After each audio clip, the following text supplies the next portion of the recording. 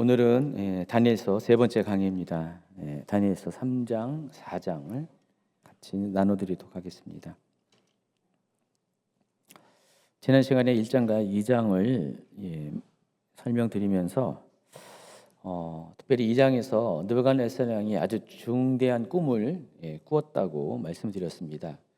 거기에 있는 이제 단어 사용의 예를 보니까 한 번에 꾼 꿈이 아니라 같은 꿈을 여러 번 반복적으로 꾸었고, 또 반복된 꿈을 통해서 느부갓네살은 이 꿈이 상당히 중요한 메시지를 갖고 있다는 그런 생각을 가졌습니다.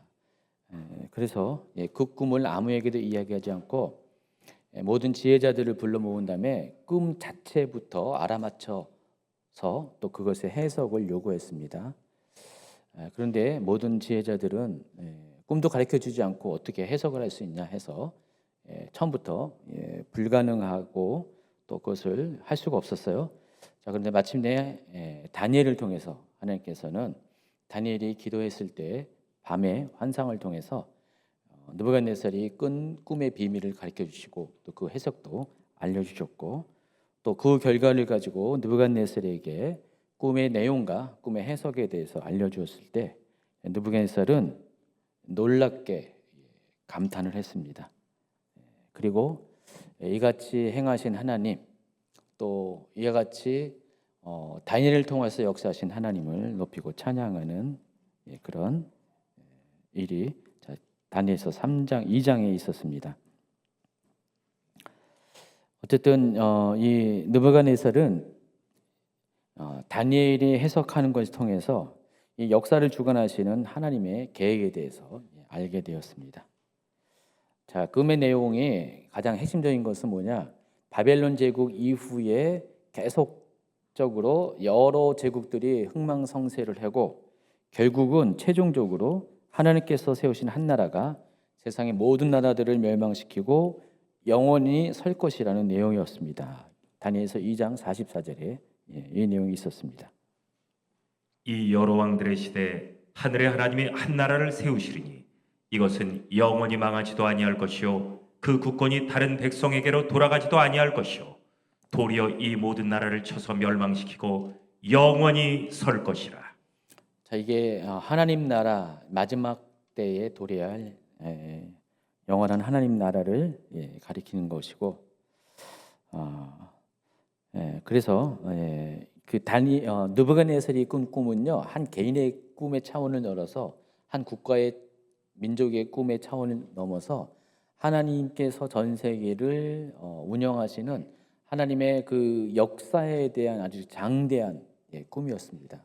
근데 하나님께서 느부갓네살에게 그 꿈을 집어넣었을 때 느부갓네살은 그 꿈의 내용을 감당하지 못했던 것이에요. 개인적인 차원을 훨씬 넘어서 하나님의 그 미래에 대한 계획을 담은 꿈이기 때문에 개인으로서는 도저히 감당할 수 없는 꿈이었기 때문에 그와 같이 번면을 했던 것입니다. 그래서 느부갓네살 왕은 이 은밀한 비밀을 나타내시는 여호와 하나님을 인정하고 찬양합니다. 47절. 왕이 대답하여 다니엘에게 이르되 너희 하나님은 참으로 모든 신들의 신이시오 모든 왕의 주제시로다. 네가 능히 이 은밀한 것을 나타내었으니 네 하나님은 또 은밀한 것을 나타내시는 이시로다. 자, 이 일이 있고 난 다음에 세월이 흘렀습니다.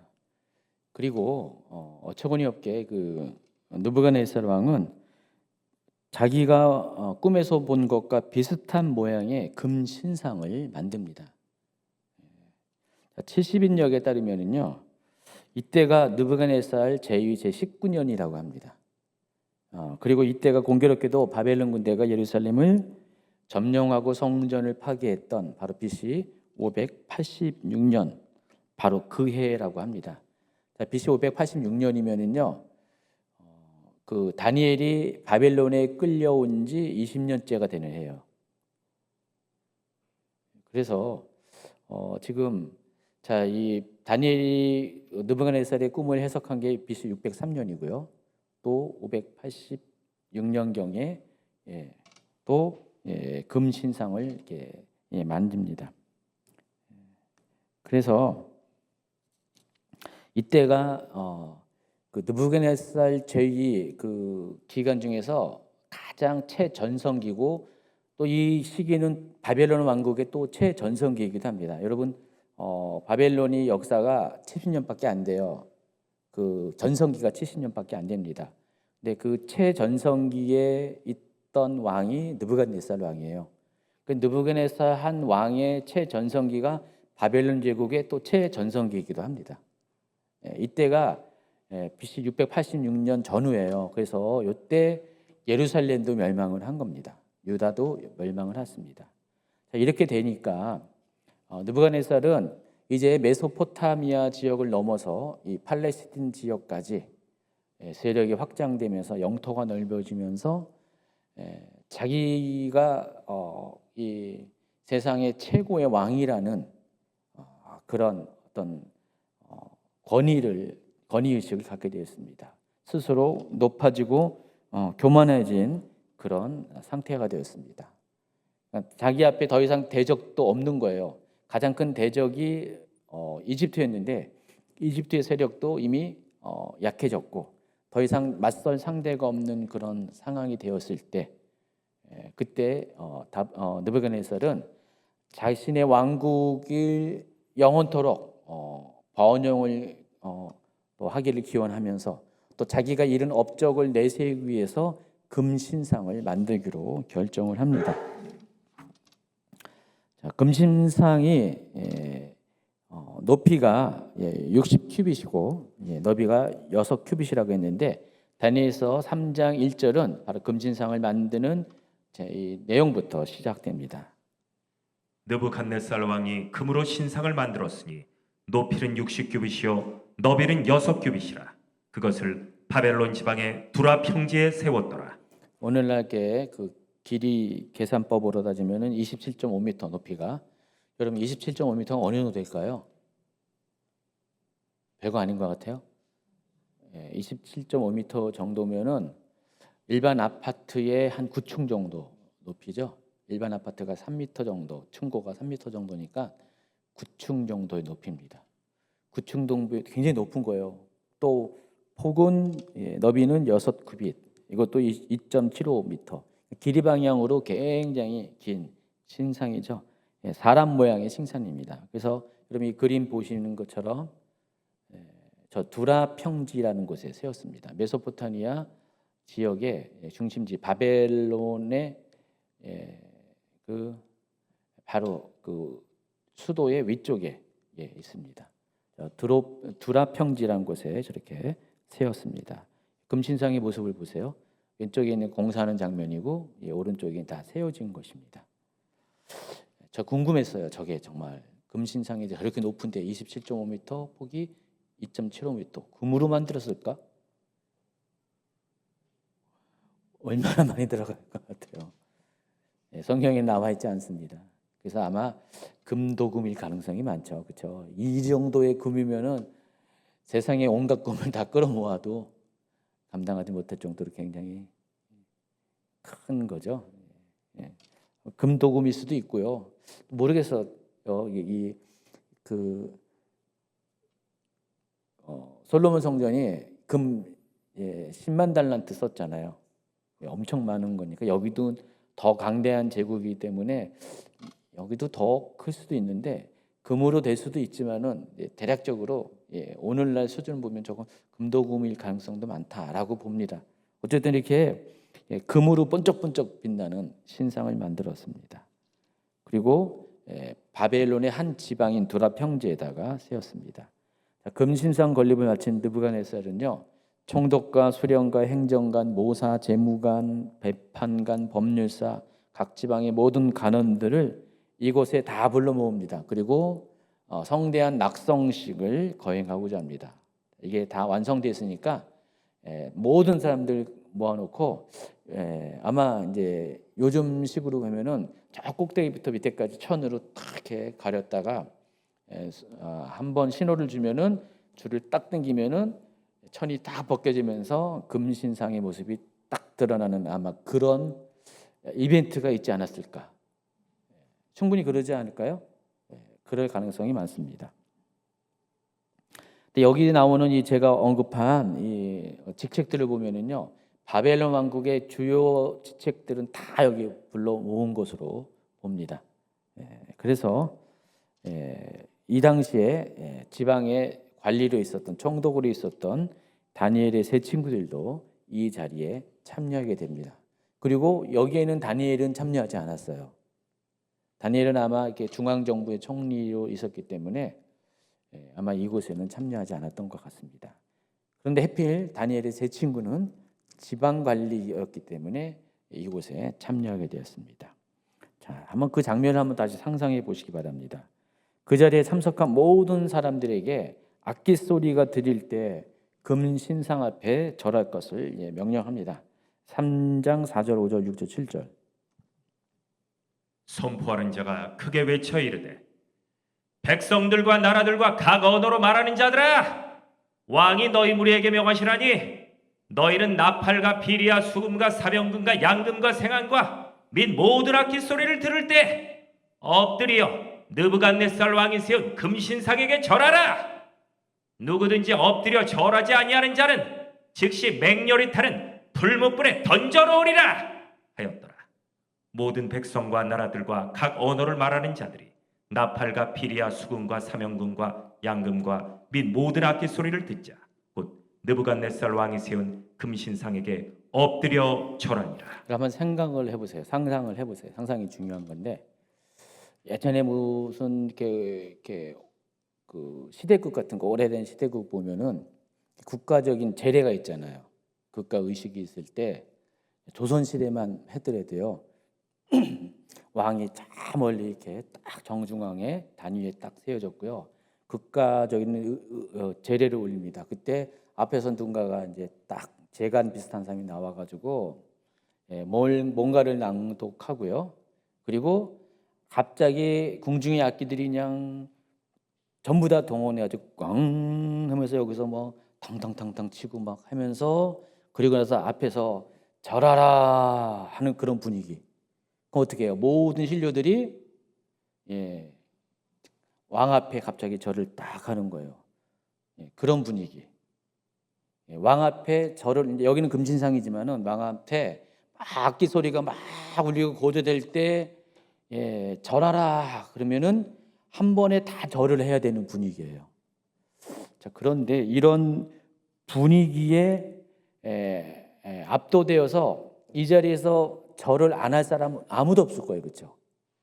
자, 근데 그럼에도 불구하고 이 다니엘의 세 친구는요, 그런 분위기 가운데 절하라 할 때 남들은 다 절하는데, 수백 수천 명의 사람들은 다 절하는데 이 세 사람만 이렇게 그림에 있는 것처럼 꿋꿋하게 딱 서 있는 거예요.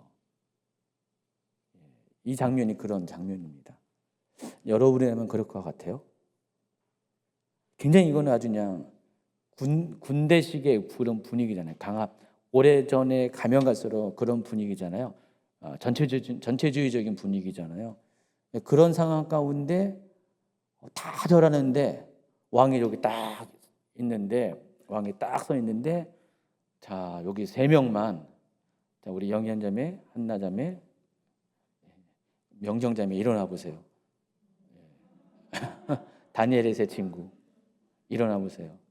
다니엘의 세 친구 딱 저렇게 서 있는 거예요. 이 분위기예요. 와, 남들은 다 절하고 있다가 거기를 딱 들어보니까, 이렇게 들어보니까 저 세 사람이 저렇게 하고 있네. 이거 말도 안 되는 장면이잖아요. 자, 앉아도 됩니다. 이런 장면이에요, 이런 장면. 근데 여러분이라면 과연 저러고 있을까요? 저거는 정말 이렇게 용기가 필요한 게 아니라 정말 목숨을 걸어야 되는 그런 장면입니다. 이미 절하지 않으면은요, 맹렬히 타는 풀무불에 집어넣겠다고 경고까지 한 상태였어요. 그런 상황에서 다니엘의 세 친구는, 저 세 자매들은 꼿꼿이 서서 절을 하지 않았다는 것입니다. 자, 이로 인해서 그들을 평소에 시기하는 갈대아 사람들, 바벨론 그 본토 백이 원주민들이 이 세 사람을 참소하게 됩니다. 8절부터 12절까지. 그때 어떤 갈대아 사람들이 나와 유다 사람들을 참소하니라. 그들이 느부갓네살 왕에게 이르되 왕이여 만수무강하옵소서. 왕이여 왕이 명령을 내리사 모든 사람이 나팔과 비리와 수금과 사명금과 양금과 생안과 및 모든 악기 소리를 듣거든 엎드려 금신상에게 절할 것이라. 누구든지 엎드려 절하지 아니하는 자는 맹렬히 타는 풀무불 가운데 던져놓음을 당하리라 하지 아니하셨나이까. 이제 면 유다 사람 사드락과 메삭과 아벤노고는 왕이 세워 바벨론 지방을 다스리게 하신 자이거늘 왕이여 이 사람들이 왕을 높이지 아니하며 왕의 신들을 섬기지 아니하며 왕이 세우신 금신상에게 절하지 아니하나이다. 여기 보면은 11절에 보면은 세 가지 제목으로 다니엘의 세 친구들이 고발당합니다. 첫 번째, 왕을 높이지 않았다. 두 번째, 왕의 신들을 섬기지 않았다. 세 번째, 왕이 세우신 금신상에게 절하지 않았다. 발달은 그 금신상에게 절하지 않은 것이 발달인데 그들이 주목하는 것은 결과적으로 최종적으로는 다니엘의 세 친구들이 왕을 높이지 않았다라는 제목으로 지금 고발을 하고 있다는 것입니다. 그러니까 그들의 논리에 의하면 이겁니다. 만약에 이들이 왕을 존경하고 왕을 높이는 마음이 있었다면은 왕이 섬기는 신들을 섬길 것이고 또 그 표현으로서 왕이 세운 금신상에 절을 해야 한다는 것입니다. 그래서 절을 하지 않았다는 것은 결국 왕이 섬기는 신을 섬기지 않은 것이고 왕이 섬기는 신을 섬기지 않았다는 것은 궁극적으로는 왕을 높이지 않는 왕에게 충성심을 보이지 않는 그런 반역적인 행동이었다는 것을 증명하는 것이다라고 이렇게 고발을 한 겁니다. 자, 이 참소자들은 그 느부갓네살이 무엇을 원하는지를 너무나 잘 알았어요. 핵심을 잘 알았어요. 느부갓네살은 그냥 금신상에 절하라는 것만 하는 게 아니라 결국은 금신상이 곧 누구를 가리키냐? 느부갓네살 왕 자신을 가리키는 겁니다. 자신이 그런 금신상처럼 섬김을 받고 숭배를 받기를 원했던 겁니다. 그랬는데 왜냐하면 지금 느부갓네살은 메소포타미아 전 지역을 다 통일시켰고 그리고 이제는 팔레스틴까지 완전히 정복을 했잖아요. 그 당시 그 정도만 해도 세계 정복이죠. 그 당시 세계관에 의하면은 아직 뭐 지리적으로 멀리 나아갈 수 없는 그 시대에 그 정도까지 땅만 차지해도 세계 정복이죠. 그들의 생각 속에는. 그 세상을 다 정복했기 때문에 자기는 정말 위대한 왕, 대단한 왕, 대단한 통치자, 그리고 내가 세운 이 나라는 영원히 지속될 거야라고 자신만만하고 있었거든요. 그랬는데 그와 같은 것을 더 드러내고 더 내세우고 또 사람들에게 나타내 보이고자 느부갓네살은 금신상을 만들려고 그랬어요. 여러분 이렇게 앞서 자기가 2장에서 꾼 꿈에 보면은 똑같이 신상이 등장하는데 이 머리 부분까지는 어깨까지는 뭐였습니까? 금으로 된 거였잖아요. 금의 모습 되는 은이고 노시고 철이고 또 철과 흙이 섞여 있는 발 이런 식으로 점점 재질이 바뀌는데 다니엘이 뭐라고 해석했습니까? 바로 느부갓네살의 바벨론이 금과 같은 그런 가장 강하고 찬란한 왕국이다라고 했잖아요. 그래서 그 금 색깔을 가지고 금신상을 만든 거죠. 그래서 자신의 왕국의 위대함을 나타내고자 한 겁니다. 그럼 결국은 자기를 높이는 거였어요. 다 내가 이만큼 했다. 그런데 그 금신상에다 절 안 하는 것은 곧 자기에게 절 안 하는 거예요. 자기가 원하는 그 왕에 대한 숭배를 거절한 것이기 때문에 느부갓네살 입장에서는 분노할 수밖에 없고 이 참소자들은 느부갓네살의 심중을 정확하게 알고 느부갓네살이 분노할 수밖에 없는 거리를 만들어서 이렇게 참소를 하게 된다는 것입니다. 자, 느부갓네살은 그들을 문초하기 위해서 3명의 그런 사람들 사드락, 메삭, 아벤느고를 끌어오게 합니다. 자, 느부갓네살은 먼저 참소자들의 고소 내용에 대한 사실 여부를 확인합니다. 14절. 느부갓네살이 그들에게 물어 이르되 사드락 메삭 아벳노고야 너희가 내 신을 섬기지 아니하며 내가 세운 금신상에게 절하지 아니한다 하니 사실이냐? 느부갓네살이 굉장히 지금 부드럽게 얘기했는데 아니 맞아요. 이렇게 부드럽게 얘기했을 거예요. 왜냐면은 뒷절에 보면 15절을 보면은요.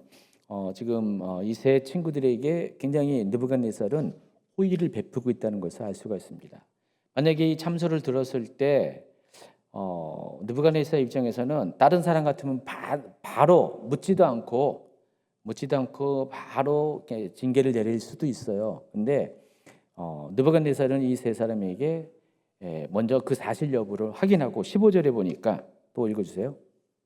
이제라도 너희가 준비하였다가 나팔과 피리와 수금과 사명금과 양금과 생안과 및 모든 악기 소리를 들을 때 내가 만든 신상 앞에 엎드려 절하면 좋거니와 너희가 만일 절하지 아니하면 즉시 너희를 맹렬히 타는 불붙불 가운데 던져 놓을 것이니 능히 너희를 내 손에서 건져낼 신이 누구이겠느냐?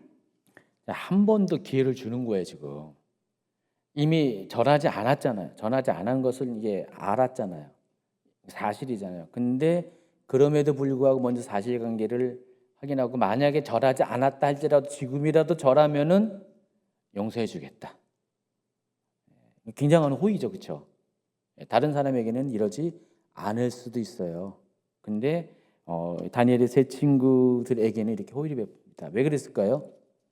앞서 그 1장에서 그 느부갓네살은 다니엘과 다니엘 세 친구의 그 뛰어남을 봤습니다. 그러니까 다른 바벨론 지역의 지혜자들보다 10배나 똑똑한 제목들이었습니다. 그래서 20살도 안 된 나이에 그들 전부 다 20살 전후의 그 나이에 불과한 그들을 지방의 관리로 총독으로 파견할 정도로 이게 느부갓네살은 인재를 굉장히 아끼는 사람이었어요. 여러분 옛날에 보면은 삼국지에 보면은 갑자기 삼국지 얘기한다고요? 그 조조를 보면은요, 조조는 인재를 엄청 아끼는 사람이었습니다. 그거 아세요? 삼국지 모르시죠? 잘. 굉장히 우리가 알고 있는 조조는 굉장히 비열한 인간, 뭐 그런 안 좋은 부정적인 이미지가 있는데 자기가 아끼는 인재 앞에서는 아주 너그러운 사람이었습니다. 그래서 그 유비의 그 형제 관우 같은 경우도요, 조조가 정말 극진히 대하고 나중에 이제 관우가 상황이 바뀌어가지고 유비를 찾아갈 때도 그것도 허용을 했잖아요. 죽이기가 너무 아까워가지고. 그렇게 사람 욕심이 있는 사람이 있는데 이 느부갓네살이 그래요. 보니까 이제 역사적으로 이렇게 그 어떤 그 영웅들은요, 시대적 영웅들은 인재를 중요하게 여기는데 이 느부갓네살이 그런 것 같습니다. 그래서 사람에 대한 욕심이 있다 보니까 이 세 사람의 제목에 해당하는 이 세 친구에 대해서 이렇게 함부로 증벌하지 않고 한번 확인하고 설사 그런다 할지라도 다시 한번 기회를 줄 수 있는 호의를 베푸게 됩니다. 여러분이라면 어떻게 했어요? 죽을 수도 있었는데 만약에 느부갓네살이 자기 개인적으로 이렇게 했으면은 그래도 감동을 받을 수 있을 거 아니에요. 그래도 저 정도의 왕이라면은 괜찮다라고 내가 저 왕을 위해서 생각을 좀 이렇게 바꿔줄 수도 있는데 그러지 않았습니다. 제 친구들은 아주 단호했습니다. 목숨이 결정되는 위태로운 상황 가운데서도 뜻을 굽히지 않습니다. 하나님의 살아계심을 믿고 의지하고 또 하나님께서 자신들을 지켜 보호할 것을 확신하면서 자신의 뜻, 신앙의 절개를 굽히지 않습니다. 설령 자신들이 우상에게 절하지 않음으로 인해 하나님이 자기를 보호하지 않는다 할지라도 우상에게는 절대로 절하지 않겠다는 신앙의 절개를 나타내 보여줍니다. 16, 17, 18절. 사드락과 메삭과 아벳노고가 왕에게 대답하여 이르되 느부갓네살이여 우리가 이 일에 대하여 왕에게 대답할 필요가 없나이다. 왕이여 우리가 섬기는 하나님이 계시다면 우리를 맹렬히 타는 풀무불 가운데 능히 건져내시겠고 왕의 손에서도 건져내시리이다. 그렇게 하지 아니하실지라도 왕이여, 우리가 왕의 신들을 섬기지도 아니하고 왕이 세우신 금신상에 절하지도 아니할 줄을 아옵소서. 자, 이때가 이제 이들이 나이가 이제 거의 한 40 정도 됐을 것 같아요. 그렇죠? 40 됐고 이미 바벨론 땅에서 20년 이상을 살아왔죠. 살아왔는데, 근데 잘 살펴보면은요, 우리가 한 가지 좀 이렇게 짚고 넘어갈 게 있습니다. 지금 이제 이렇게 이 다니엘 친구들은요, 한 중고등학교 나이에 바벨론으로 끌려온 겁니다. 청소년기에 끌려왔습니다. 여러분, 이게 요즘도 이제 중고등학교 나이에 미국으로 유학한 친구들 많이 있잖아요. 제 조카가 이제 중학교 1학년 때 미국으로 이제 유학을 갔어요. 그리고 지금 25인데 보니까 걔 미국 사람 다 됐더라고요. 완전히 미국 사람 다 됐어요. 생각하는 것도 그렇고, 말투도 그렇고, 뭐 언어도 뭐 당연한 거고, 이제 한국말도 잘하는데, 그렇게 완전히 사고방식 자체가 미국 사람화 됐어요. 그리고 여기 한국으로 들어올 생각도 별로 없어. 미국이 좋대. 그런 소리 많이 들어요. 많이 듣는데, 다만 다니엘도 세 친구도 문화적으로 당시의 세계 최강국이었고요. 여러모로 이렇게 배울 것도 많은, 또 기회가 많은 그 땅에서 더군다나 자기들은 거기서 3년 동안 아주 왕실 교육을 받았고요. 특별한 교육을 받았고 또 발탁돼 가지고 고위 관리로서 지금 젊은 나이부터 이렇게 인정을 받고 쓰임 받고 있잖아요. 자, 그런 상황 가운데 아마 이제 웬만한 사람이면은 이미 인정받고 있기 때문에 어린 나이, 그러니까 자기가 유다에서 살아온 날수보다 바벨론에서 살아온 날수가 훨씬 많아요. 그리고 어린 시절에 거길 떠났기 때문에 유다에 대한 기억은 점점 희미하고 지금 현재의 기억이 훨씬 더 많을 겁니다. 그리고 인정받고 있잖아요. 지금 자기는 지금 여기서 바벨론에서 연봉 한 1억 받고 있는데 저 유다 다시 가면은 1,000만 원 받을 수 있나? 완전히 지금 막 그런 땅. 더군다나 지금 요 때가 언제나 그랬어요? BC 한 586년경이라고 했죠. 이미 고국은 다 멸망해가지고요. 자기 모국은 다 멸망해가지고 나라가 이제 없어졌어요. 백성들이 다 끌려왔습니다.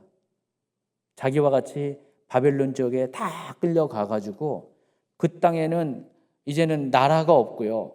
자기 돌아갈 곳이 없는 그런 상태. 그러니까 모든 것들의 무게중심이 삶의 중심, 삶의 자리가 다 이 바벨론 지역으로 옮겨진 이런 상황 가운데 그럼에도 불구하고 그 망해버린 나라, 망해버린 민족을 위해서 어쩌면은 그와 같은 시간, 그런 상황을 허락하신 하나님에 대해서 이들이 과연 충성을 할 수 있을까? 믿음을 지킬 수 있을까? 민족에 대한 그런 연대의식을 갖고 있을까? 쉽지 않을 것 같지 않습니까? 이런 생각 한 번도 안 했지 않아요? 좀 우리가 정확하게 따져보면요, 그래요. 뭐 고등학교 시절에, 중고등학교 시절에 지금 미국 가서 20 몇 년 동안 살아가지고 40 다 됐어. 그런 상황에서 이왕이면 거기서 생존하려고 그러고 거기서 좀 더 자리 잡으려고 했는데 해야지 이 금신상에 절하고 안 하고 요 하나 때문에 자기가 지금까지 해왔던 모든 것이 다 무너지고 자기 목숨까지 다 빼앗기는 이 상황이 올 때 이들은 굉장히 고민할 수밖에 없는 상황이라는 겁니다. 근데 그럼에도 고민을 안 해요. 고민을 안 하고 오히려 더 결단을 하면서 마치 에스더가 그런 것처럼 죽으면 죽으리라 하면서 하나님이 살려주실 것이고 설사 그렇지 않더라도 하나님을 위해서 믿음을 지키기 위해서 신앙을 지키기 위해서 죽는 것도 전혀 후회스러운 일이 아니라고 결단을 하면서 나아갔다는 것입니다. 자, 이 모습을 보니까 느부갓네살이 더 화가 납니다. 자기는 분명히 그들을 위해서 마지막 호의를 베풀었는데 그들을 살리려고 참소자가 있음에도 불구하고 그들에게 한 번 더 기회를 줬는데 그럼에도 불구하고 자신의 호의를 무시하고 신앙을 선택했기 때문입니다. 아마 그 느부갓네살 입장에서는 이해가 안 됐을 거예요. 여러분 당시 유대교는 당시 이제 그들 보기에 여호와 종교는 유일신이잖아요. 근데 바벨론은 다신론 국가예요. 그리고 느부갓네살도 여러 신을 동시에 섬기고 있습니다. 아니 요 신이 좀 괜찮으면은 요 신 잘 섬기면 되고 요 신이 좀 현찮으면은 그냥 치울 수도 있잖아요. 선택이잖아요, 선택. 다신론자의 입장에서는 선택이에요. 근데 그런 생각을 갖고 있는 느부갓네살 입장에서 아니 신을 위해서 자기가 보기에는 그 자기가 지키는 그 나라 민족을 멸망시킨 것을 허용한 신에 대해서 저렇게 한다는 게 도저히 저렇게 충성을 다한다는 것이 이해가 안 됐습니다. 그리고 또 한 가지는 만약에 이 상황을 방치해 버리면은 자기가 추진하고 했던 그 자신의 그 권위, 왕으로서의 통치자로서의 위엄이 훼손될 수 있는, 만약에 여기서 자기가 무슨 용서를 하거나 그러면은 훼손될 수 있는 그런 생각을 했습니다. 느부갓네살은 굉장히 똑똑한 사람이고 정치적인 사람이었어요. 그러다 보니까 이제는 둘 중에 하나 선택한 거예요. 느부갓네살도 아끼는 그런 제목들이지만은 인재들이지만은 그보다 더 큰 것을 위해서 이 세 사람을 포기하기로 결정을 했습니다. 그리고 이렇게 말합니다. 평소보다 7배나 더 뜨거운 풀무불을 만들어서 그 풀무불에 던져 넣으라는 명령을 합니다. 그리함으로써 자신의 권위에 도전하는 자에 대해서 엄중하게 응징하는 모습을 나타내 보여주고자 한 겁니다. 19, 20절. 느부갓네살의 분이 가득하여 사드락과 메삭과 아벳노고를 향하여 얼굴빛을 바꾸고 명령하여 이르되 그 풀무불을 뜨겁게 하기를 평소보다 7배나 뜨겁게 하라 하고 군대 중 용사 몇 사람에게 명령하여 사드락과 메삭과 아벳노고를 결박하여 극렬히 타는 풀무불 가운데 던지라 하니라. 제가 빨간색으로 표했잖아요. 얼굴빛을 바꿨다 그랬어요. 그러니까 이전까지만 해도 부드러운 얼굴이었는데 겉면한 얼굴이 갑자기 정색을 하고 저렇게 했다라는 것입니다. 물론 여기서 7배라는 그것은 물리적으로 불가능하죠. 이 당시에 이제 좀 이따가 제가 바벨론 그 풀무에 대해 소개하는데 이게 이제 철광석을 만드는 풀무였는데 이 철광석을 만드는 이 풀무는 온도가 상당히 높아요. 뒤에 제가 어딘가에 해놨는데 어딘가에 있어요. 바로 옆 페이지가 있네요. 철의 녹는 점이 1539도예요. 1500도. 1500도보다 녹일 내리니까 더 뜨거워야 되겠죠. 1500도 이상의 그 풀무불을 7배를 더한다. 그럼 어떻게 돼요? 만도? 만도를 어떻게 만들어? 만도까지 올릴 수가 없죠. 그래서 이 7배라는 것은 그거예요. 할 수 있는 한 가장 센 불을 만들라는 것입니다. 그만큼 이제 느부갓네살의 분노가 여기에 담겨져 있습니다. 그래서 마침내 명령은 실현됩니다. 그래서 이 세 사람은 겉옷과 속옷과 모자와 다른 옷을 입은 채 결박해서 맹렬히 타는 옷에 불목군 가운데 던져졌습니다. 자, 바벨론의 풀무 모양 볼까요? 저렇게 생겼어요. 풀무가. 그렇게 원형으로 된 유리병 형태로 되어 있습니다. 그리고 꼭대기에는 구멍이 있어가지고 거기다가 철광성을 집어넣어요. 철광성을 집어넣으면은 밑에 철광석이 떨어지면서 거기서 녹는 거예요. 돌이 녹는 거예요. 돌이 녹으면서 그 안에 있는 철만 이렇게 흘러내려가지고 한 군데 모아집니다. 그럼 철광석이라는 것은 철 성분이 섞여 있는 돌을 말하는 거잖아요. 그 돌을 녹이는 겁니다. 돌을 녹이면은 거름망이 있죠. 거름망이 있으면은 그 흙 같은 거, 돌 같은 것들은 그 거름망에 딱 있고요. 그 안에 있는 철 성분만 녹아가지고 흘러내려 액체가 돼가지고 흘러냅니다. 흙은 액체가 되지 않기 때문에, 돌과 흙은 액체되지 않기 때문에 그대로 거기 거름망 위에 있고 그 액체 상태로 된 그 철만 흘러내립니다. 여러분 이렇게 그 포항제철 이런 데 보면 그냥 그 철 보면 액체처럼 뜨겁잖아요. 그게 흘러내려가지고 밑으로 쭉 이렇게 고여져요. 그게 이제 철광석 만드는 이제 방식인데, 그리고 이제 바닥 부분에는 공기를 누르는 파이프 형태의 구멍들, 이렇게 사람들이 이렇게 바람을 집어넣는 거.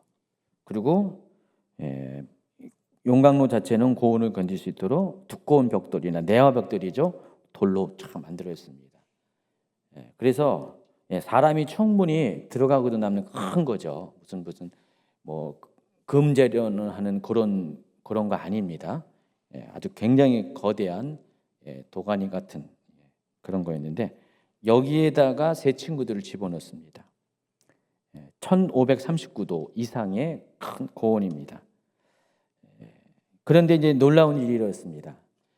이들을 데리고 들어가려고 포박해서 던져 넣어 간 그 바벨론 군사들은 전부 다 그 입구에서 너무 뜨거워가지고 타 죽어 버렸는데, 이 세 사람들은 거기 던짐을 받았는데 웬걸 느부갓네살이 봤더니, 여기 보이잖아요. 20번 슬라이드 보세요. 봤더니 사람이 막 걸어 다니는 거예요. 분명히 결박해가지고 집어넣는데 결박도 없이 자유롭게 사람들이 막 걸어 다니는 거예요. 더군다나 3명이 아니라 4명이네. 4명이 저렇게 불 가운데서, 이게 바로 그 사우나죠. 용광로 사우나. 용광로 사우나를 하고 있는 거예요. 죽지 않고. 아니, 요 근처에 이 세 친구들을, 이 세 사람들을 집어넣으러 간 사람들이 다 타 죽었는데, 아까 17번 슬라이드 보면 타 죽은 사람 여기 보이잖아요. 여기 누워 있잖아요. 타 죽은 사람이 있는데 정작 들어간 사람들은 타 죽지 않고 저렇게 멀쩡히 있는 거예요. 근데 네 번째 사람의 모습을 잘 봤더니 20번 슬라이드로 가면은 그 넷째 모양은 신들의 아들과 같다라고 했어요. 네 번째 사람 봤죠? 좀 뭔가 좀 이렇게 사람 같지 않고 뭔가 좀 이렇게 외모가 달라 보이잖아요. 어떤 사람들은, 어떤 주석가들은 예수님이다, 예수님이 저기 계셨다, 그렇게 말하는 분도 있는데, 그럴 수도 있고, 그래서 예수님처럼 생겼잖아요. 그림을 그려놨잖아요. 저 예수님께서 그려놨죠. 예수님일 수도 있고, 근데 천사일 가능성이 더 클 수가 있어요. 예수님 너무 바빠, 맨날 여기저기서 불러내가지고. 그래서 예수님일 수도 있지만은 아마 그 느부갓네살의 입장에서는 그 외모적으로 아주 신적인 광채를 느끼는 어떤 존재가 여기 있다는 것을 발견합니다. 그 천사의 가능성이 더 많은 겁니다. 그래서 느부갓네살은 깜짝 놀랍니다. 저들을 집어넣으러 간 사람들은 죽었는데 들어가서 죽지도 않고 결박도 없이 막 다니면서 사우나하고 있고, 그리고 더군다나 3명 집어넣는데 4명이 있는데 그 네 번째 사람은 일반적인 사람 모습이 아니라 정말 신들의 아들과 같은 그런 외모를 가진 사람이 거기 있어요. 그걸 보았습니다. 그래서 풀무불 가까이 가서 세 친구들의 이름을 불러냅니다. 그리고 나올 것을 명령합니다. 26절부터 27절까지. 느부갓네살이 맹렬히 타는 풀무불 악에 가까이 가서 불러 이르되, 지극히 높으신 하나님의 종 사드락 메삭 아벳노고야, 나와서 이리로 오라 하매 사드락과 메삭과 아벳노고가 불 가운데서 나온지라. 총독과 지사 행정가가 왕의 모사들이 모여 이 사람들을 본즉 불이 능히 그들의 몸을 해하지 못하였고 머리털도 그을리지 아니하였고 겉옷빛도 변하지 아니하였고 불탄 냄새도 없었더라. 짠 하고 이렇게 나왔습니다. 와, 사우나 잘하고 나왔다, 아마 그랬을 것 같아요. 아이고 시원해 하면서 나왔을 것 같습니다. 자, 이 상황이 이렇게 되자 느부갓네살은 이 세 친구들을 구원하신 하나님을 찬송합니다. 28절. 느부갓네살이 말하여 이르되 사드락과 메삭과 아벳느고의 하나님을 찬송할지로다. 그가 그의 천사를 보내사 자기를 의뢰하고 그들의 몸을 바쳐 왕의 명령을 거역하고 그 하나님 밖에는 다른 신을 섬기지 아니하며 그에게 절하지 아니한 종들을 구원하셨도다. 지금 이제 다니엘서 1장, 2장, 3장, 4장은요, 저 느부갓네살과 관련된 얘기 계속 나와요. 1장에서는 다니엘과 다니엘의 세 친구들의 그 뛰어난 그 지혜를 통해서 느부갓네살이 감탄을 했고 또 그와 같은 지혜를 가지는 하나님에 대해서 좀 특별한 생각을 가졌을 겁니다. 그리고 2장에서는 정말로 이렇게 사람으로서는 알 수 없는 꿈을 이렇게 꿈을 알아내고 꿈의 해석을 하는 다니엘을 통해서 다니엘이 섬기는 그 하나님을 찬양을 했죠. 근데 여전히 느부갓네살은 다신론적인 입장에서 유일신 하나님을 찬양한 게 아니었어요. 신 중에 뛰어난 신으로, 다신 중에서 뛰어난 신으로, 레벨이 높은 신으로 여호와 하나님을 이렇게 인정을 했습니다. 자, 그런데 여기 3장에 보면은 이와 같이 이 놀라운 기적, 아까 꿈을 해석하는 것, 총명한 지혜와 꿈을 해석하는 그 수준이 아니라 이거는 정말 이렇게 놀라운 이적이잖아요. 있을 수 없는 일이잖아요. 그 가운데서 이렇게 행하신 하나님을 보면서 이전보다 더 깊은 차원의 하나님은 정말 놀라운 분이구나. 이들이 믿는 여호와 하나님은 대단한 분이구나라고 하면서 하나님에 대한 그 인식이 더 바뀌어지기 시작합니다. 바로 이어서 이제 4장에서 또 느부갓네살이 꿈을 꾼 게 나오는데 꿈을 꾸고 꿈이 꿈대로 다 성취되는 것을 보면은 느부갓네살이 이제는 하나님에 대한 그 인식이 더 바뀌어요. 더 바뀌어가지고요. 하나님은 이제 거의 유일신 하나님 수준으로 섬기는 그런 사람으로 바뀌어버립니다. 여러분, 느부갓네살이 누구라고요? 그 하나님이 선택한 민족, 그 하나님이 세운 그 성전을 파괴한 사람이잖아요. 어떻게 보면은 하나님 나라의 가장 큰 대적자잖아요. 하나님이 선택한 민족을 망하게 하고 성전을 파괴시킨 하나님 나라의 가장 대적자인데 하나님은 그 느부갓네살을 변화시킨다니까요. 누굴 통해서 변화시키냐? 바로 그가 끌고 간 포로들을 통해서, 오히려 그들을 통해서 하나님이 누구인가를 더 분명하게 알려줍니다. 하나님은 바깥에서 일하신 게 아니라 지금 이 적국의 심장부 안에서, 왕궁 안에서 가장 핵심되는 그 위치에서 하나님이 일하시고 계세요. 4장 끝내면서 한 번 더 이 부분을 다뤄드리겠습니다. 어쨌든 이방의 왕이요 다시론을 섬기는 느부갓네살이 이와 같이 1장, 2장, 3장을 거쳐가면서 점점점 여호와 하나님이 어떤 분인가에 대해서 더 깊이 경험하게 된다는 것입니다.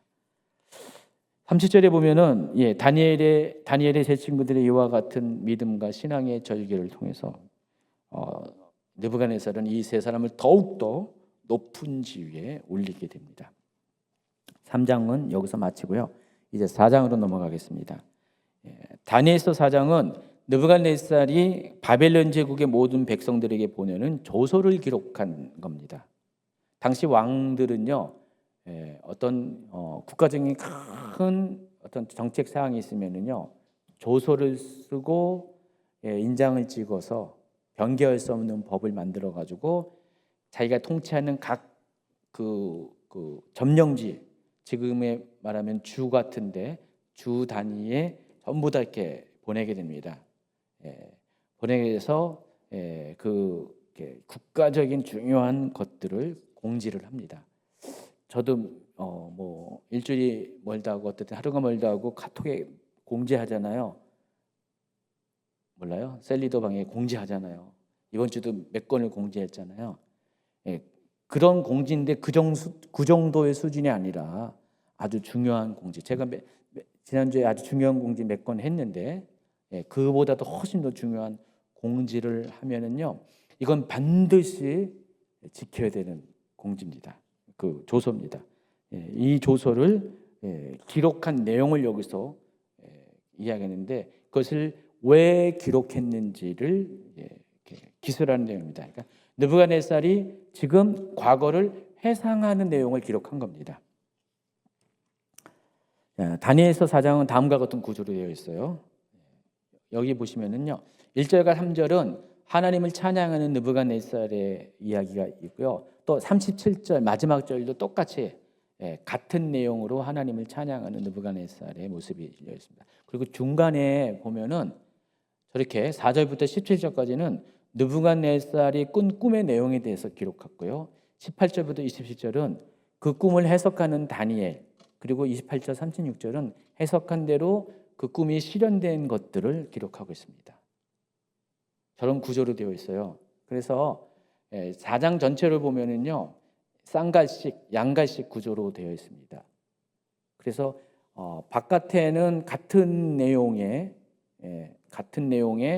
것들이 이렇게 이런 또 복잡한 표현하면서 여러분 모르는데, 시편에서 제가 옛날에 시편 강의할 때 잉클리시오라고 해가지고 저런 식의 구조를 그렇게 표현한다 그랬는데 아마 생각이 다 안 날 겁니다. 축복합니다. 그래야지 제가 또 얘기하죠. 시편 다음에 또 할 때 또 이렇게 얘기하겠습니다. 근데 다시 그 화면을 보여주시면은요, 여러분이 좀 가장 익숙한 게, 요즘 가장 익숙한 게 뭐였죠? 요거 보면 뭐 생각나요? 네? 샌드위치 구조 생각나잖아요. 많이 얘기했잖아요. 열대 번은 얘기했는데, 샌드위치 구조라는 것은 어떤 두 개의 사건이 한 사건이 쭉 진행하는데 중간에다가 다른 사건을 삽입시켜가지고 결국은 요 중간에 있는 내용을 강조하고자 그런 식으로 구조적으로 만든 문학적 장치가 샌드위치 기법이라고 그러죠. 근데 요거는 어떤 사건을 앞뒤로 한 건 아니에요. 샌드위치 기법은 보통 사건과 관련돼서 두 개의 사건을 그렇게 만드는 건데, 이건 사건과 관계된 건 아니죠, 그렇죠? 그냥 하나님을 찬양하는 내용이 앞뒤로 있어요. 사건은 요 중간에 있어요. 근데 구조적으로는 비슷한 거예요. 그 샌드위치 기법에서 강조하는 것은 중간이잖아요. 중간 내용이에요. 그래서 지금 요 분홍색과 빨간색으로 표현한 정작 중요한 꿈의 내용, 꿈의 해석, 꿈의 실현. 그래서 가장 중요한 게 다니엘이 꿈 해석이 가장 중요하고 그게 딱 중간에 있습니다. 4장을 먼저 이렇게 머릿속에 놓고 설명을 드리겠습니다. 자, 1절부터 3절까지는 하나님을 찬양하는 느부갓네살의 그 이야기가 기록되어 있습니다. 읽어주세요. 느부갓네살 왕은 천하에 거주하는 모든 백성들과 나라들과 각 언어를 말하는 자들에게 조서를 내리노라. 원하노니 너에게 큰 평강이 있을지어다. 지극히 높으신 하나님이 내게 행하신 이적과 놀라운 일을 내가 알게 하기를 즐겨하노라.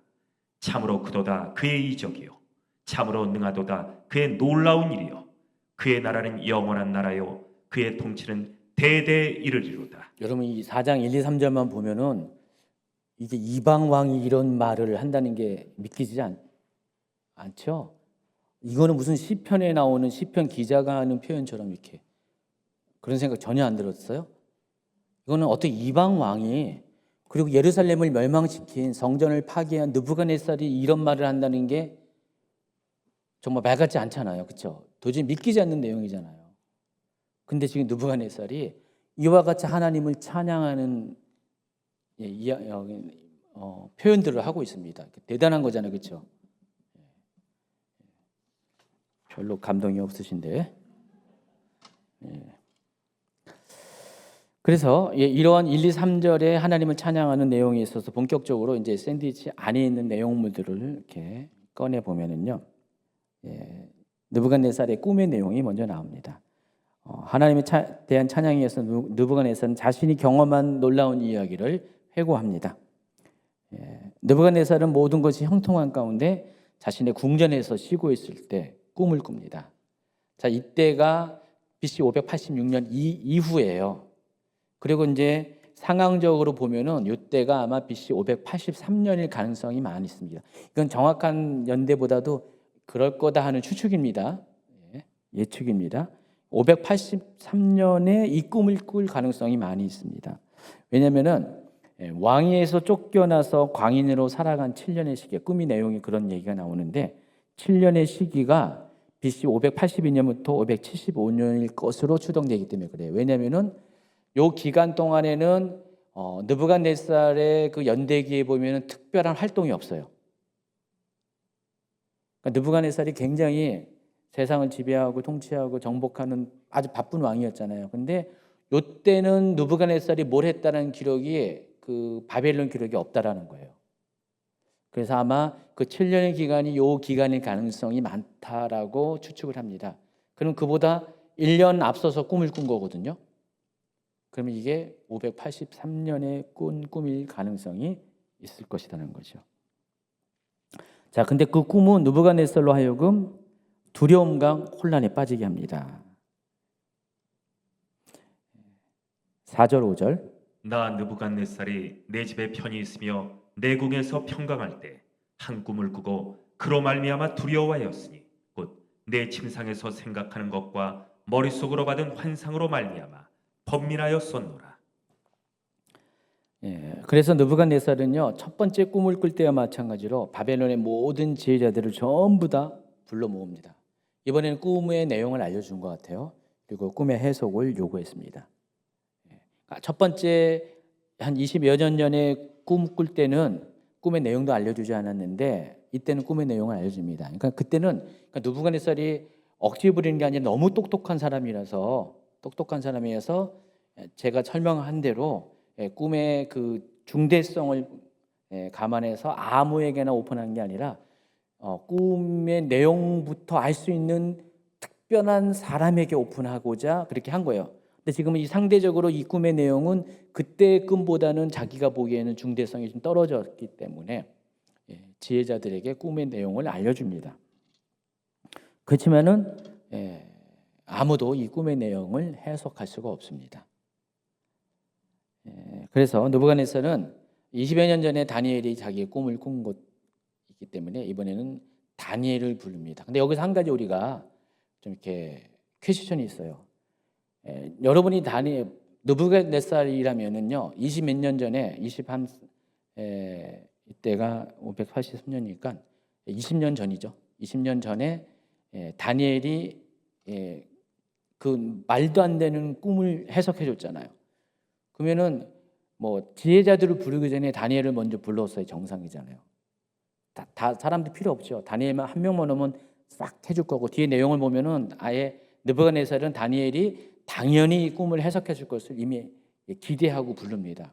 근데 그럼에도 불구하고 다니엘을 부르지 않은 이유가 있다는 것입니다. 왜 그러냐면은 느부갓네살은 아주 직감적으로 이 꿈의 내용이 불길한 내용이라는 것을 알았어요. 근데 차마 정답을 원하지 않았던 거예요. 뭔 말인지 아시죠? 내가 이제 그 어떤 것을 이미 예감하고 있어. 근데 내가 원하는 것은 누군가가 정답이 아닌 다른 대답을 해주길 바래. 내가 피하고 싶은 일이 있으면 그런 거 있잖아요. 근데 어떤 사람이 정답을 얘기해 주면 어떡해요? 엄청 얄밉고 원망스럽잖아요. 그래서 지금 다니엘을 불렀으면 바로 다니엘이 답해주라는 것을 알고 있었어요.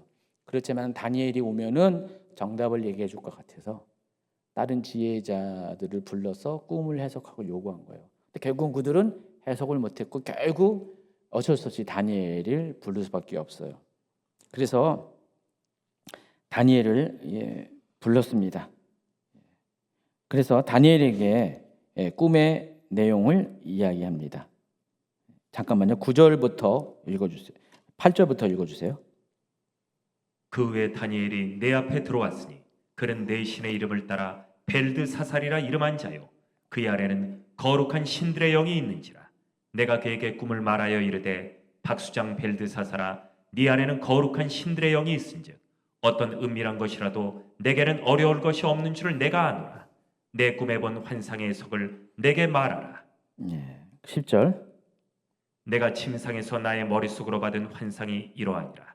내가 본즉 땅의 중앙에 한 나무가 있는 것을 보았는데 높이가 높더니 그 나무가 자라서 견고하여지고 그 높이는 하늘에 닿았으니 그 모양이 땅 끝에서도 보이겠고 그 잎사귀는 아름답고 그 열매는 많아서 만민의 먹을 것이 될 만하고 들짐승이 그 그늘에 있으며 공중에 나는 새는 그 가지에 깃들이고 육체를 가진 모든 것이 거기에서 먹을 것을 얻더라. 예, 32번 슬라이드 보면 이런 모양의 광경의 꿈을 꿨다라는 것입니다. 물론 저 나무는 실제적으로 꿈 내용은 더 컸죠. 하늘에 닿았듯이 굉장히 이것도 높은데 굉장히 높은 나무, 예, 모든 것이 깃드는 예, 아주 번영을 나타내는 그런 나무가 딱 있었다는 것입니다. 13절부터 내가 침상에서 머릿속으로 받은 환상 가운데 또 본즉 한 순찰자 한 거룩한 자가 하늘에서 내려왔는데 그가 소리질러 이처럼 이르기를 그 나무를 베고 그 가지를 자르고 그 잎사귀를 떨고 그 열매를 해치고 짐승들을 그 아래에서 떠나게 하고 새들을 그 가지에서 쫓아내라. 그러나 그 뿌리의 그루터기를 땅에 남겨두고 쇠와 노줄로 동이고 그것을 들풀 가운데에 두어라. 그것이 하늘이 이슬해졌고 땅의 풀 가운데에서 짐승과 더불어 제 몫을 얻으리라. 자, 그림으로 보면 이렇게 됐다는 거. 이런 모습. 아까 그 32번 슬라이드의 모습이 예, 한 순찰자 하늘로부터 예, 거룩한 자 천사겠죠. 천사가 내려와서 명령을 했더니 저 나무가 이렇게 됐다는 거예요. 34번 슬라이드. 잘라지고 구루터기만 남았는데 그 구루터기도 새와 노줄로 예, 꽉 묶어놨다는 것입니다. 이 그림을 연속적으로 보게 됐습니다. 그리고 이제 그 순찰자가 또 이렇게 말합니다. 16절. 또 그 마음은 별하여 사람의 마음 같지 아니하고 짐승의 마음을 받아 7대를 지내리라. 이는 순찰자들의 명령대로요 거룩한 자들의 말대로이니 지극히 높으신 이가 사람의 나라를 다스리시며 자기의 뜻대로 그것을 누구에게든지 주시며 또 지극히 천한 자를 그 위에 세우시는 줄을 사람들이 알게 하려 함이라 하였느니라. 이와 같은 일이 벌어진 이유가 17절에 나와 있다는 것입니다. 이것을 위해서 이렇게 나무를 잘라서 구루통에만 남겨놓고 이렇게 끈으로 세 줄로 묶어놨다는 것입니다. 자, 이것을 꾸었다는 거예요 지금. 그리고 18절에 보니까 자 벨드사살아 다니엘아 자 해석을 말해라. 꿈의 내용을 보여줍니다. 내 나라 모든 지혜자가 능히 내게 그 해석을 알게 하지 못하였으나 오직 너는 능히 하리니 이는 거룩한 신들의 영이 내 안에 있습니다. 계속 표현을 보면은 느부갓네살은 계속 신들의 영으로 표현해요. 그러니까 느부갓네살은 계속 다신론적인 사상으로 계속 다니엘 안에 있는 그 하나님의 영감을 다신론적 관점에서 표현한다는 사실가 있습니다. 자, 느부갓네살로부터 꿈의 내용을 전해들은 다니엘은 한동안 놀라운 마음으로 번민을 합니다. 왜냐하면 꿈의 내용이 부정적인 내용이기 때문에 그래요. 자, 그런데 그 다니엘의 태도를 보고 그 사실을 직감했죠. 역시나 혹시나 했는데 역시나 느부갓네살이 그런 거예요. 역시나 해서 느부갓네살은 사실대로 꿈 이야기 해석을 이야기해 줄 걸 요구합니다. 19절. 벨드사살이라 이름한 다니엘이 한동안 놀라며 마음으로 번민하는지라 왕이 그에게 말하여 이르기를 벨드사살아 너는 이 꿈과 그 해석으로 말미암아 번민할 것이 아니니라. 벨드사살이 대답하여 이르되 내 주여 그 꿈은 왕을 미워하는 자에게 응하며 그 해석은 왕의 대적에게 응하기를 원하나이다. 그러면서 20절부터 꿈에 대한 해석을 이렇게 합니다. 첫 번째, 느부갓네살이 그 꿈에서 본 그 하늘에 닿은 나무는 느부갓네살 자신을 의미한다고 다니엘은 해석합니다. 20절부터 22절. 왕께서 보신 그 나무가 자라서 견고하여지고 그 높이는 하늘에 닿았으니 땅 끝에서도 보이겠고 그 잎사귀는 아름답고 그 열매는 많아서 만민의 먹을 것이 될 만하고 들짐승은 그 아래에 살며 공중에 나는 새는 그 가지에 깃들었나이다. 왕이여 이 나무는 곧 왕이시라. 이런 왕이 자라서 견고하여 지시고 장대하사 하늘에 닿으시며 권세는 땅 끝까지 미치심이니이다. 여러분, 이 정도 여러분 해석할 수 있지 않아요? 여러분, 구약 시대의 사람들보다 훨씬 여러분 영적인 지혜가 출중한 분들이잖아요, 그렇죠? 여러분도 능히 해석할 수 있어요. 제가 보니까 우리 성도들도 다 이 정도 해석을 할 수 있을 것 같다, 그 생각이 들어요. 그렇지 않아요? 충분히 여러분도 해석할 수 있어요. 다니엘 수준 여러분 될 수 있을 것 같아요, 그렇죠? 또 이렇게 꿈 해석과 관련돼서 또 여러분이 또 강의도 좀 많이 들었잖아요. 그리고 하늘에서 내려온 순찰자는 곧 하나님이 보낸 사람이고 이 명령은 하나님의 명령이라는 것을 알 수가 있습니다. 23절, 24절. 왕이 보신즉 한 순찰자 한 거룩한 자가 하늘에서 내려와서 이르기를 왕이여 그 해석은 이러하니이다. 곧 지극히 높으신 이가 명령하신 것이 내 주 왕에게 미칠 것이라. 지극히 높으신 하나님이 명령한 것이 느부갓네살에게 미칠 것이다라고 했습니다. 그리고 또 나무가 베어지고 뿌리에 구루터기가 남겨져서 땅에 남겨져서 새와 노줄로 동이고 또 그것을 들풀 가운데 두어 하늘 이슬에 적게 하고 들짐승과 더불어서 제 몫을 얻으며 7회를 지내게 된다라는 것은 어떤 내용이냐? 바로 이 나무가 느부갓네살이고 그 느부갓네살이 지금 밑둥이 잘라졌잖아요. 그렇게 남고 포박된 상태였잖아요. 그리고 그 상태에서 하늘의 이슬에 젖고 들짐승과 같이 살아가는 이 모습이 그 느부갓네살이 사람에게 쫓겨나서 7년 동안 들짐승과 함께 소처럼 풀을 먹으며 하늘의 이슬에 젖는 광인의 삶을 살게 된다라고 지금 다니엘은 해석을 합니다. 23절, 25절.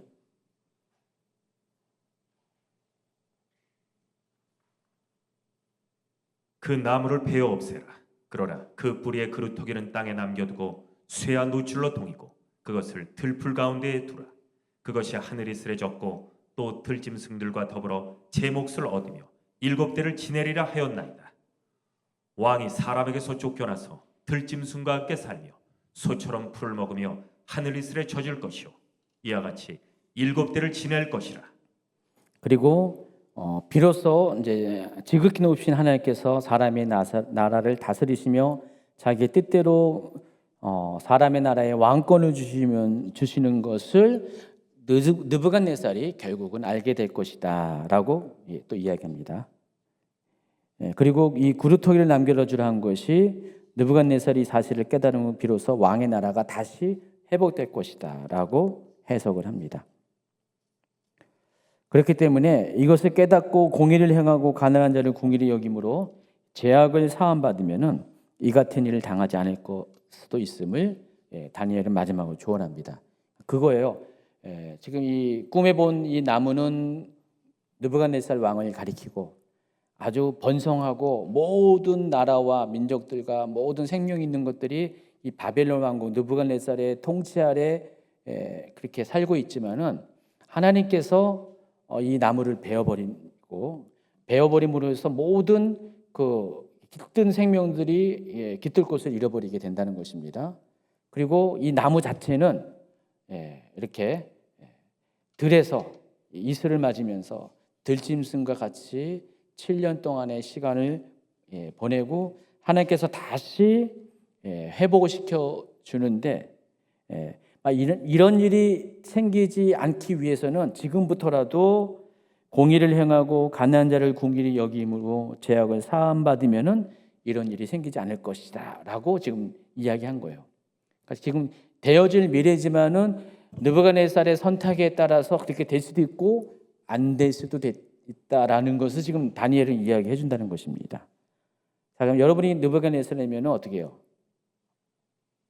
이 부분에 대해서 조심하고 교만하지 않고 이미 앞에 금지사항도 세워가지고 그런 경험도 있잖아요. 교만하지 않고 정말 겸손하게 있으면 이런 일이 생기지 않았을 것이었죠. 그런데 12개월이 흐른 후에 실제로 이 꿈의 내용대로 해석한 대로 느부갓네살은 스스로 자신의 능력과 권세를 자랑하는 교만을 나타내 보입니다. 28절부터 30절. 이 모든 일이 다 나 느부갓네살 왕에게 임하였느니라. 12달이 지난 후에 내가 바벨론 왕궁 지붕에서 거닐세 나 왕이 말하여 이르되 이 큰 바벨론은 내가 능력과 권세로 건설하여 나의 도성으로 삼고 이것으로 내 위엄의 영광을 나타낸 것이 아니냐 하였더니 예, 그렇게 경고했건만 1년 딱 지나니까 사람이 다 이렇잖아요, 그렇죠? 이 모든 것들이 내 힘이다, 내 능력이다라고 스스로 입으로 표현을 합니다. 자, 31절에 보니까 이 말이 나오자마자 하나님께서 꿈에서 경고한 내용 그대로를 실행하십니다. 31절, 32절. 이 말이 아직도 나 왕의 입에 있을 때 하늘에서 소리가 내려 이르되 느부갓네살 왕아 내게 말하노니 나라의 왕위가 내게서 떠났느니라. 내가 사람에게서 쫓겨나서 들짐승과 함께 살면서 소처럼 풀을 먹을 것이요 이와 같이 7대를 지나서 지극히 높으신 이가 사람의 나라를 다스리시며 자기의 뜻대로 그것을 누구에게든지 주시는 줄 알기까지 이르리라 하더라. 33절. 바로 그때 이 일이 나 느부갓네살에게 응함으로 내가 사람에게서 쫓겨나서 소처럼 풀을 먹으며 몸이 하늘이슬에 졌고 머리털이 독수리 털과 같이 자랐고 손톱은 새 발톱과 같이 되었더라. 그래서 이 33절을요 상징적인 의미로 어떤 분들은 해석할 수도 있죠, 그렇죠? 여러분 상징적인 의미로 해석할 수 있죠. 근데 상징적인 의미가 아니라 실제로 느부갓네살이 이와 같은 모습을 보이는 삶을 살았다는 것입니다. 실제로 이제 느부갓네살이 갑자기 그 자신의 교만을 이렇게 드러내자마자 하나님께서 꿈에서 예고한 대로 그를 사람들에게 아마 부하들에게 쫓겨나게 됐죠. 그리고 쫓겨나서 들에서 진짜로 들짐승처럼 그렇게 살게 됩니다. 제가 이것을 좀 이렇게 좀 조사해봤더니 의학적으로 이런 질병이 있대요. 자기가 그런 동물인 줄 알고 짐승인 줄 알고 그렇게 생각하고 그렇게 행동하는 병이 있대요. 그 병이 이름이 인사니아 조안 트로피카라는 병이래요. 실제로 이런 병이 있대요. 나는 개야, 나는 뭐 늑대야 라고 해가지고 개처럼 살고 늑대처럼 살고 나는 뭐 염소야 하면서 풀 뜯어먹고 실제로 그런 병이 있대요. 1949년에 영국의 한 정신병원에 한 환자가 자기가 이렇게 짐승이라고 정원에 사람 음식을 거절하고 정원에 풀 뜯어먹으면서 살았다는 기록이 신뢰가 있습니다. 이걸 가리켜서 현대의학에서는 질병으로 분류합니다. 인사니아 조안 트로피카라는 이름의 질병이 있습니다. 지금 느부갓네살이 이 병에 걸린 거예요. 이 병에 걸려가지고요. 정말로 들짐승처럼 살았어요. 7년 동안을. 이걸 보통 미친놈, 광인 뭐 그렇게 부르잖아요. 미쳐버린 거, 정신병에 걸린 거예요. 정신병에 걸려가지고 7년 동안을 그렇게 살았다는 것입니다. 이때가 아까 말씀드린 것처럼 그 바벨론의 느부갓네살 연대기 중에서 특별한 흔적이 나타나지 않은 BC 582년에서 575년 사이일 가능성이 있다라고 했습니다. 어쨌든 그 꿈의 내용대로 7년이 딱 시간이 지나자마자 느부갓네살이 어느 날 정신이 번쩍 든 거예요. 하늘을 우러봤습니다. 짐승으로 살 때는 땅만 보고 살다가 정신이 7년이 딱 채워지니까 하늘을 우러보면서 총명이 다시 돌아요. 사람의 총명이 다시 돌아왔습니다. 느부갓네살이 굉장히 똑똑한 사람이었잖아요. 그리고 번뜩 생각났어요. 꿈대로 되어졌구나. 하나님이 나를 꿈대로 하겠구나. 내가 교만을 떨었더니 경고했는데 교만을 떨었더니 하나님이 나를 그렇게 꿈대로 되게 하셨구나. 그래서 그런 하나님을 찬양하고 감사하고 막 경배합니다. 그랬더니 신하들이 자기를 내쫓았던 신하들이 와가지고 다시 왕권을 복원시킵니다. 그 내용이 34절, 35절, 36절 읽어주세요. 그 기한이 참에 나 느부갓네살이 하늘을 우러러 보았더니 내 총명이 다시 내게로 돌아온지라. 이에 내가 지극히 높으신 이에게 감사하며 영생하신 이를 찬양하고 경배하였나니 그 권세는 영원한 권세요 그 나라는 대대에 이르리로다. 땅의 모든 사람들을 없는 것 같이 여기시며 하늘의 군대에게든지 땅의 사람에게든지 그는 자기 뜻대로 행하시나니 그의 손을 금하든지 혹시 이르기를 네가 무엇을 하느냐고 할 자가 아무도 없도다. 그때 내 총명이 내게로 돌아왔고 또 내 나라의 영광에 대하여도 내 위엄과 광명이 내게로 돌아왔고 또 나의 모사들과 관원들이 내게 찾아오니 내가 내 나라에서 다시 세움을 받고 또 지극한 위세가 내게 더하였느니라. 이게 그 조서의 내용 중에 과거에 해상하는 내용들입니다. 자, 이런 일이 있었다라고 하는 거예요, 지금. 4절부터 이 36절까지는 그 조서의 내용 중에 이런 일이 있었다. 그리고 37절에 결론적으로 그러므로 읽어주세요. 그러므로 지금 나 느부갓네살은 하늘의 왕을 찬양하며 칭송하며 경배하노니 그의 일이 다 진실하고 그의 행하심이 의로우시며 교만하게 행하는 자를 그가 능히 낮추심이라. 갑자기 하늘의 왕으로 단수로 바뀌었네요. 정말 이렇게 그 하나님은 신들 중에 한 사람, 한 신으로 했는데 이제는 이제 느부갓네살이 이런 일을 겪은 다음에 예루살렘을 멸망시킨 유다를 멸망시킨 또 성전을 파괴했던 그 당사자인 느부갓네살이 하나님을 찬양하는 자, 하나님을 높이는 자로 확 바뀌어버립니다. 근데 이 모든 과정 중에 여러분 이제 느부갓네살에게 주목하는 게 아니라 이 일에 여기서는 주변 인물로 등장하는 다니엘과 또 세 친구, 사장인 다니엘이잖아요. 주변 인물로 나오지만은 그렇지만은 그 다니엘이 포로로 끌려갔지만 비록 포로로 끌려갔지만은 어떤 모습으로 서 있느냐에 따라서 자신을 포로로 끌려가고 민족을 멸망시키고 하나님 나라에 대적하는 그 나라의 가장 중심에 있는 느부갓네살 왕조차도 변화시키는 놀라운 역사를 행했다는 것. 그것을 주목하라는 것입니다. 우리가 이제 이것을 한번 적용시켜 보면은요, 정말 다니엘처럼 어린 나이에 포로로 끌려갔습니다. 가족과 떨어지고요, 고립된 이방의 땅에서 말도 통하지 않는 그곳에서 그렇지만 하나님께서 그를 택해서 바벨론의 교육을 받게 하고요. 또 하나님께서 다니엘을 높여가지고 총리가 되게 하고 또 그 세 친구들 마찬가지로 지방의 총독이 되게 하고요. 또 말도 안 되는 그 꿈, 아무에게도 말하지 않은 꿈을 다니엘은 해석해가지고 하나님이 어떤 분이라는 것을 느부갓네살로 하여금 인지하게 했고요. 다니엘의 세 친구는